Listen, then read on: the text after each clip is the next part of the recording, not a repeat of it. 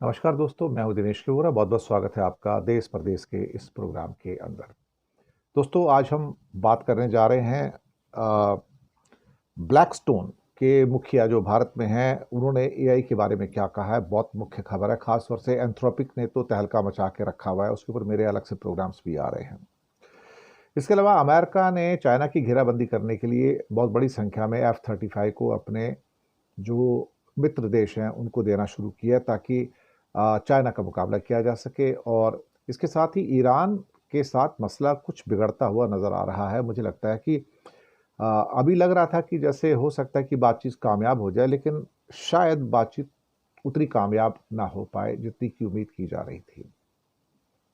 पहले इसी के ऊपर बात कर लेते हैं इस प्रोग्राम के अंदर कि टर्की पहले कैंसिल हुआ कि टर्की में बात नहीं करेंगे अंकारा में, फिर कहा गया कि ओमान के अंदर बात करेंगे, वो बात हो गई। और कुछ समय पहले तक लग रहा था कि जैसे अमेरिका के सामने ईरान जो है बातें मान लेगा, लेकिन फिलहाल अमेरिका के सामने जो शर्तें रखी जा रही हैं ईरान के द्वारा, वो मुझे लगता है कि अमेरिका को भी शायद मंजूर ना हो, और कुछ मंजूर करेंगे, कुछ नहीं करेंगे। और ये जो बैठक है, इसमें कोई अरेबियन कंट्री जो था वो भी नज़र नहीं आ रहा है। लेकिन अब ऐसा लगता है कि ईरान जो है वो अपनी शर्तों पर बातचीत करना चाहता है, और अमेरिका अपनी शर्तों पर बातचीत करना चाहता था। लेकिन ऐन मौके पे लगता है कि ईरान ने थोड़ा बहुत कुछ ऐसा हो गया कि अंकारा की जगह ओमान में बैठक करने का फैसला किया और अरब देशों को इसमें नहीं बुलाया है। तो एक अब्बास अरागची जो कि फॉरेन मिनिस्टर हैं ईरान के, उनका कहना है कि nuclear talks with the United States are scheduled to be held in Muscat on about 10 AM Friday. I am grateful to our Omani brothers for making all necessary arrangements. और Iran से बातचीत के लिए पहले 4 शर्तें रखी थी कि आप एटम बम नहीं बनाएंगे, लंबी दूरी की मिसाइल्स वो भी नहीं बनाएंगे, यूरेनियम शिफ्ट कर देंगे और लोगों को टॉर्चर नहीं करेंगे। अब सुनने में आया कि ये बातचीत सिर्फ ले दे के जो एटम बम वगैरह हैं उसी की बात है। इसका मतलब है कि वो लंबी दूरी की मिसाइलें, एटम बम ना अपना यूरेनियम को शिफ्ट करना, लोगों को टॉर्चर करना, बहुत सारी चीज़ें जो हैं ये बाहर निकल गई हैं। क्या ये वास्तव में बाहर निकल गई हैं, या फिर ये एक किस्म का एक टेंट्रम है, या एक किस्म का एक पोस्चरिंग है ईरान को और अमेरिका के द्वारा।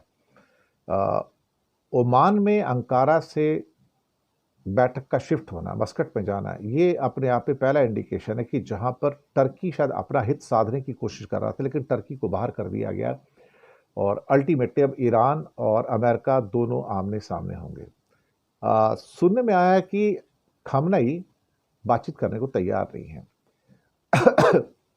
अमेरिका के वाइस प्रेसिडेंट जेडी वेंस ने एक इंटरव्यू में कहा था कि अगर खमनई ट्रंप से बात करते तो मसला तुरंत हल हो जाएगा, लेकिन खमनई अमेरिका से बातचीत के लिए तैयार नहीं है। और खमनई ने कहा था कि अमेरिका ईरान को निगल जाना चाहता है। मुझे लगता है कि ये अपने आप में एक बहुत बड़ा एक इल्ज़ाम है, लेकिन क्या होगा क्या नहीं होगा इसके बारे में फ़िलहाल कहना मुश्किल है। पहले बातचीत हो तभी पता लगेगा कि भाई कोई उसमें से हल निकलता है, नहीं निकलता है। ब्लैक रॉक के सीईओ लैरी फिंक भारत में हैं, मुकेश अंबानी से मुलाकात हुई है और काफ़ी लंबा चौड़ा भाषण भी आया है। और उनका कहना है कि एआई कोई बबल नहीं है, और अगर हमने एआई में इन्वेस्ट नहीं किया तो चाइना हैंड्स डाउन जीत जाएगा। उसने कहा कि आप सबको इन्वेस्ट करने के लिए तैयार रहना चाहिए। AI is crucial for boosting productivity and economic growth, specially in India. और फिंक ने जो ब्लैकस्टोन के चीफ हैं, he encourage young Indians to believe in and grow with the company, खासतौर से और कंट्री और एआई के साथ में। उनका कहना है कि अगर इस टेक्नोलॉजी में आपने अंडर इन्वेस्टमेंट किया तो ये इतना बड़ा रिस्क होगा कि फिर आप शायद 100 साल पीछे चले जाएं या उससे भी ज़्यादा पीछे चले जाएं। तो trillions of dollars pouring into AI will deliver commensurate returns, यानी कि उसी के अनुसार उनके रिटर्न्स भी मिलेंगे। तो जियो ब्लैक रॉक इवेंट हुई थी मुंबई में एक, जी हाँ, जिसका नाम है जियो ब्लैक रॉक इवेंट मुंबई में, जहाँ रिलायंस के मुकेश अंबानी भी थे और लैरी फिंक जो थे ब्लैकस्टोन के वो भी थे। और फिंक का कहना था कि the greatest risk is that if you don't invest in AI China is going to win. ये तो मैं पहले ही कह चुका हूँ कि चाइना का जो इन्वेस्टमेंट है वो किसी भी देश को बैफल कर सकता है, वो यूरोप को भी बैफल कर सकता है, वो अमेरिका को भी बैफल कर रहा है। आगे उनका कहना था कि AI is among the most topical conversations we are having now because it is the most disruptive. AI is going to allow more discovery. The key for AI to be successful is that we need AI to expand and broaden economic success.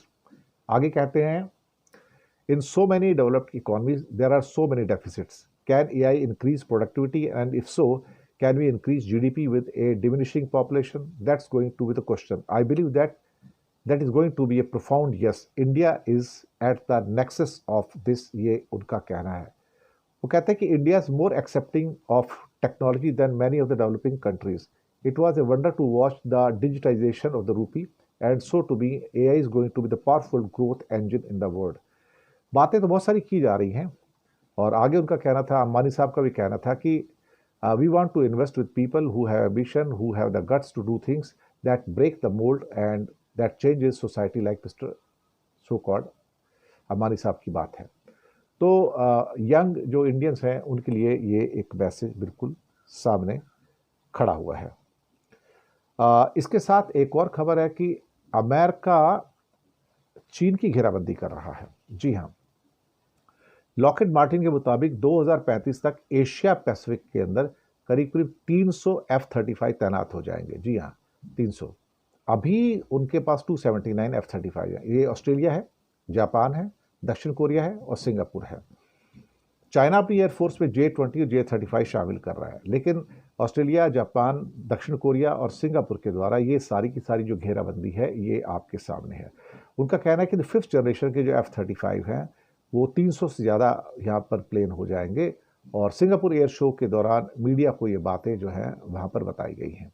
उनका कहना है कि Asia Pacific बहुत बड़ा area, एक reason है और यहाँ पर सुरक्षा से जुड़े हुए काफ़ी खतरे भी हैं. इसके बीच में ये यहाँ पर ऑस्ट्रेलिया के अंदर 72 F-35 हैं, जापान में 147 F-35 हैं, साउथ कोरिया में 40 F-35 हैं, सिंगापुर में 20 F-35 हैं. कुल इनके पास 279 F-35 है. इनके जरिए वो दरअसल चाइना की घेराबंदी करना चाहता है और चाइना को बताना चाहता है कि भाई आप रुक जाओ ज़रा. लॉकहीड मार्टिन ने पिछले साल F-35 की रिकॉर्ड बिक्री की थी.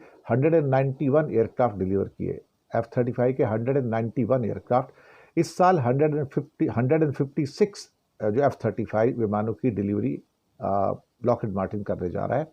जापान और सिंगापुर ने F-35 के 2 वेरिएंट खरीदे हैं और एक जो है वॉरशिप से भी सीधा उड़ान भर सकता है और सीधा लैंडिंग कर सकता है. वो बहुत इम्पॉर्टेंट है जो है.